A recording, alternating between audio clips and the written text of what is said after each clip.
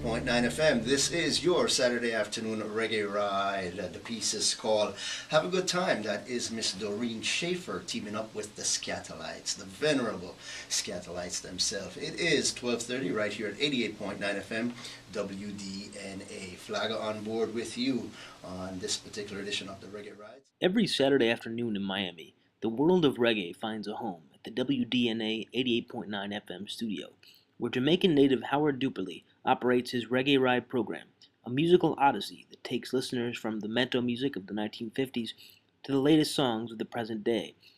Duperly, who is also WDNA's sales and marketing director, has turned the show into a musical beacon that draws as much upon the diaspora community in Florida as it does attract neophytes drawn to one of the Caribbean's greatest art forms. Duperly talked to Caribbean Journal about the show's success in South Florida, what it means to the Jamaican community in the diaspora, and the way reggae has become a global medium. Well, the program is called the Reggae Ride, and it is the longest running reggae program here in South Florida. And the program is designed to give the listener an authentic feel for music, pretty much from the 50s all the way up to the present. So we do a lot of ska, some rock steady, some roots music. We even get some little Mento in it as well.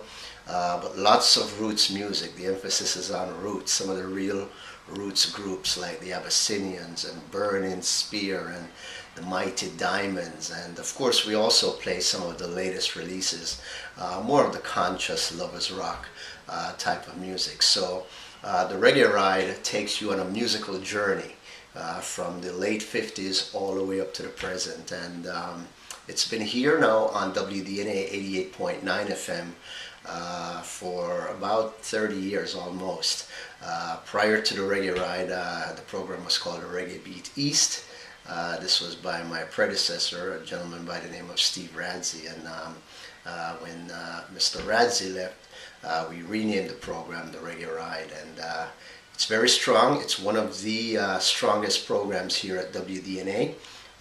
When we have fundraising and audience participation, it is one of the programs that does extremely well here. And I guess that's probably why it's still on. Well, the Reggae Ride can be considered somewhat as an ambassador. Not a ambassador in the physical sense of a person, a human being, but as a medium.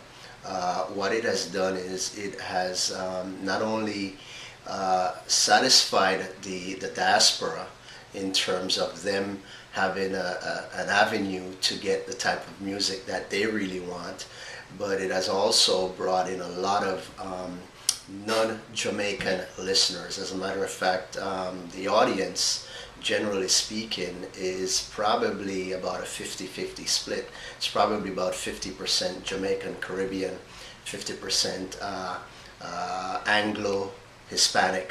We do have a lot of Hispanic listeners who gravitate towards some of the ska music that we play. They like the older type of music.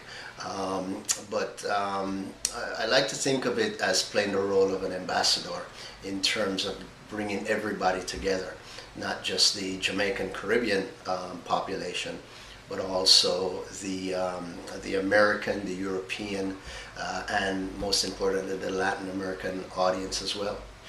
Well, reggae as a genre is significant. Reggae is played in every nook and cranny around the world. There's not one country you can go to now and not hear reggae. As a matter of fact, in some countries it has even overtaken their native music.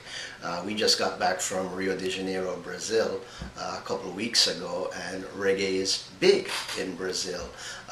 Not just listening to some of the standard reggae artists such as a Bob Marley or a Peter Tosh, Jimmy Cliff, but you have native Brazilians that are doing some chart-topping things as far as reggae is concerned that would relate to not just their community but also someone like myself who truly loves some of the things that's going on.